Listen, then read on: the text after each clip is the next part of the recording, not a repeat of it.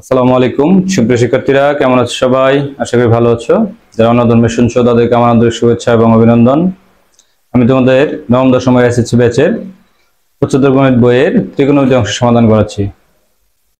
এই ধারাবাহিকতায় আজকে আমি তোমাদের 8.3 এর কিছু অঙ্কের সমাধান করাবো। 8.3 এর টিক চিহ্ন এবং কিছু অঙ্ক দেখাবো। দেখো, 1 নম্বর প্রশ্নটা কি দেওয়া আছে? টিক চিহ্নে sin এর সমান 1/√2 দেওয়া আছে। এখান থেকে sin 2 এর মান বের করতে বলছে। আচ্ছা, আমরা জানি sin 45 ডিগ্রির মান হচ্ছে 1/√2, তাহলে এটা পরিবর্তে আমরা লিখতে পারি sin 45 ডিগ্রি। তাহলে a সমান হচ্ছে 45 ডিগ্রি, ওই পক্ষ থেকে বাদ দিলে তাহলে এখানে আমরা কি পাচ্ছি দেখো। তাহলে সুতরাং sin 2a সমান sin 2 × 45 ডিগ্রি, তাহলে ইকুয়াল টু sin 90 ডিগ্রি। আমরা জানি sin 90 ডিগ্রি মান কত? 1। তাহলে এটার উত্তর হচ্ছে গ 1।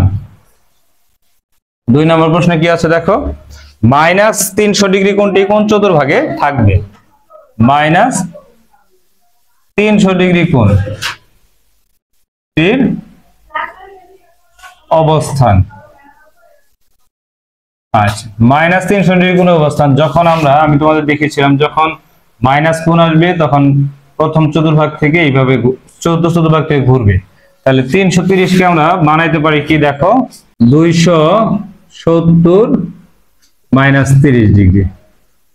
তাহলে এটাকে আমরা লিখতে পারি 3 নং 27, 3 × -90 ডিগ্রি বা -3 × 90 ডিগ্রি -30 ডিগ্রি। আচ্ছা, উল্টা দিকে 3 ঘর ঘুরবে। তাহলে 1 ঘর, 2 ঘর, 3 ঘর, তারপরে আবার মাইনাস, তাহলে আরেকটু 30 ডিগ্রি। তাহলে -300 ডিগ্রি কোণের অবস্থান হচ্ছে কোন চতুর্ভাগে? প্রথম চতুর্ভাগে। তাহলে প্রথম চতুর্ভাগ হচ্ছে ক, এটা উত্তর হচ্ছে ক। 3 নম্বর প্রশ্নে কি আছে দেখো, sin θ + cos θ = 1 হলে থিটা কোণের মান কত হবে? 0 ডিগ্রি হবে, 90 ডিগ্রি হবে। sin θ + cos θ = 1। আমরা যদি 0 ডিগ্রি বসাই তাহলে কি হবে? 0 + 1 = 1। আবার যদি sin 90 ডিগ্রি বসাই তাহলে কি হবে? 1 + 0 = 1। কিন্তু 30 ডিগ্রি বেলায় হচ্ছে না, তাহলে 1 এবং 3। এটা হচ্ছে ঘ নম্বর প্রশ্নের উত্তর। 4 নম্বরে কি আছে, পাশের চিত্র থেকে বের করতে বলছে। দেখো, পাশের চিত্রে tan θ = 3/4, 4/3। আচ্ছা, চিত্রটা আমরা একটু খেয়াল করে দেখো কি দেওয়া আছে। চিত্রে দেওয়া আছে হচ্ছে এটা মান 4, এটা মান 3, a b c, c কোণের মান হচ্ছে θ। সমকোণ ত্রিভুজের বেলায় খেয়াল রাখবে হচ্ছে লম্ব এবং অতিভুজ যদি 3, 4 হয়, তাহলে লম্ব এবং ভূমি যদি 3, 4 হয় তাহলে অতিভুজ হবে 5। এটা কিভাবে হয় আমরা জানি, পিথাগোরাস সূত্র অনুসারে লম্ব স্কয়ার সমান অতিভুজ স্কয়ার সমান লম্ব স্কয়ার প্লাস ভূমি স্কয়ার। তাহলে tan θ এর মান হচ্ছে 4/3, ঠিক আছে। sin θ এর মান হচ্ছে লম্ব বাই অতিভুজ, লম্ব কোনটা? এটা, অতিভুজ হচ্ছে এটা। তাহলে এটা হচ্ছে না cos স্কয়ার θ সমান কি? ভূমি বাই অতিভুজ, 3 স্কয়ার নয়। তাহলে 1 এবং 3 সঠিক। তাহলে 4 নম্বর প্রশ্নের 1 এবং 3 কোথায় সঠিক আছে? 1 এবং 3 আছে খ তে। তাহলে 4 এর প্রশ্ন উত্তর হচ্ছে খ। 5 নম্বর দেখবো। দেখো, বলা আছে 5 নম্বরে কি, চিত্রের লক্ষ্য করে 5 ও 6 নং প্রশ্ন উত্তর দাও। আমরা চিত্রটা একটু খেয়াল করে দেখো, চিত্রে কি দেওয়া আছে। চিত্রে দেওয়া আছে হচ্ছে এখানে দেওয়া আছে b, এটার মান হচ্ছে a b c। পিথাগোরাসের সূত্র অনুসারে এটার মান হবে √a² - b²। ভূমি স্কয়ার সমান অতিভুজ স্কয়ার মাইনাস লম্ব স্কয়ার। প্রশ্ন কি বলছে? sin b + cos c সমান কত? আচ্ছা, sin b এর মান কত? দেখো, sin b বিষয়টা হচ্ছে b কোণের সাপেক্ষে লম্ব হচ্ছে এটা, অতিভুজ হচ্ছে এটা। sin θ সূত্র হচ্ছে লম্ব বাই অতিভুজ। তাহলে আমরা লিখতে পারি b/a প্লাস cos c কোণের সাপেক্ষে ভূমি বাই অতিভুজ, c কোণের সাপেক্ষে ভূমি এটা, অতিভুজ এটা সেম। তাহলে b/a, লসাগু হলো a, তাহলে 2b/a। 2b/a কোথায় আছে? নম্বর, তাহলে এটা উত্তর হচ্ছে ক। 6 নম্বর প্রশ্নে কি আছে দেখো, tan b এর মান কত? tan b, tan থিটা সূত্র আমরা কি জানি, লম্ব বাই ভূমি, তাহলে লম্ব হচ্ছে b, ভূমি হচ্ছে b by root over of a square minus b square. এটা কোথায় আছে, b by root over of a square minus b square আছে হচ্ছে ঘ নম্বরে, তাহলে এটা উত্তর হচ্ছে ঘ। এবার আমরা অঙ্কে চলে যাব। 7 নম্বর প্রশ্ন, কতে কি দেওয়া আছে দেখো, sin 7 পাই এর মান নির্ণয় করো। sin 7 পাই, পাই তুমি এইভাবে লিখতে পারো, কোনা করে লিখতে পারো।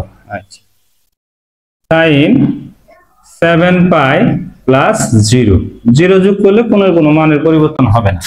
এবার আমরা চতুর্ভাগে অংশে চলে যাই, ব্যবহারটা দেখি। এখান থেকে এই পর্যন্ত হচ্ছে 1 পাই, 2 পাই, আবার 3 পাই, 4 পাই, 5 পাই, 6 পাই এবং 7 পাই।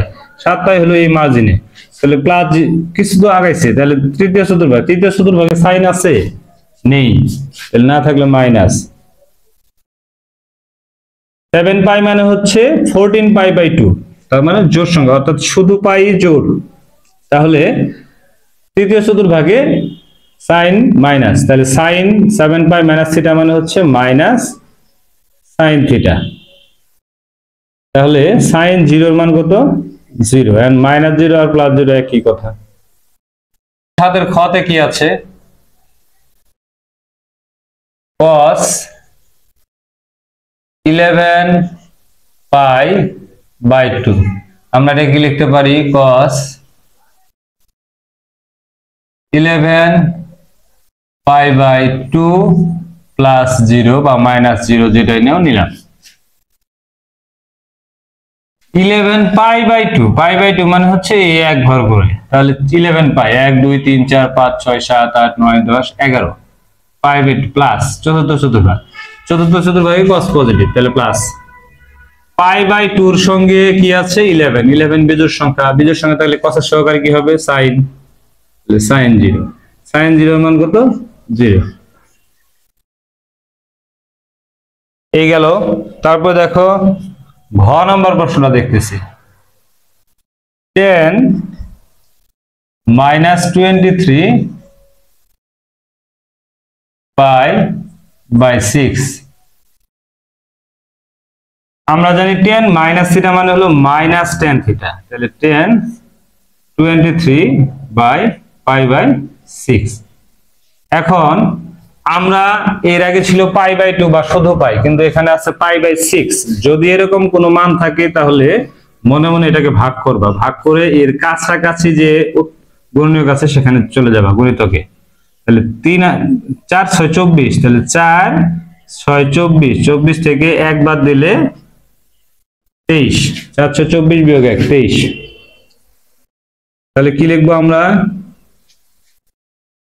মাইনাস, এবার চতুর্ভাগে চলে আসি, 4 পাই, 1 পাই, 2 পাই, 3 পাই, 4 পাই, মাইনাস চতুর্থ চতুর্ভাগে 10 আছে নাই, না থাকলে মাইনাস, এই মাইনাস আর এই মাইনাস মিলে প্লাস, 4 পাই জোড়, তাহলে 10 থাকবে পাই বাই 6, 10 পাই বাই 6 মানে 30 ডিগ্রি, 10 30 ডিগ্রি মানে হচ্ছে 1/√3 অ্যান্সার।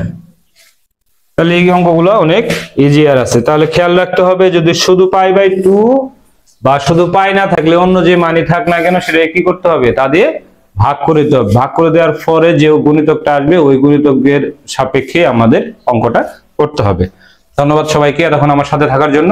আমার পরবর্তী ভিডিওগুলো নোটিফিকেশন পেতে অবশ্যই তোমরা আমার ইউটিউব চ্যানেলে সাবস্ক্রাইব করবে এবং ফেসবুক পেজটি ফলো দিয়ে রাখবে। আর যারা তোমরা আমার আশেপাশের এলাকাগুলোতে থাকো, তোমরা চাইলে আমার কাছে অফলাইনে পড়তে পারো। আমার কাছে অফলাইনে পড়ার জন্য স্ক্রিনে দেওয়া নাম্বারে যোগাযোগ করতে পারো। ধন্যবাদ।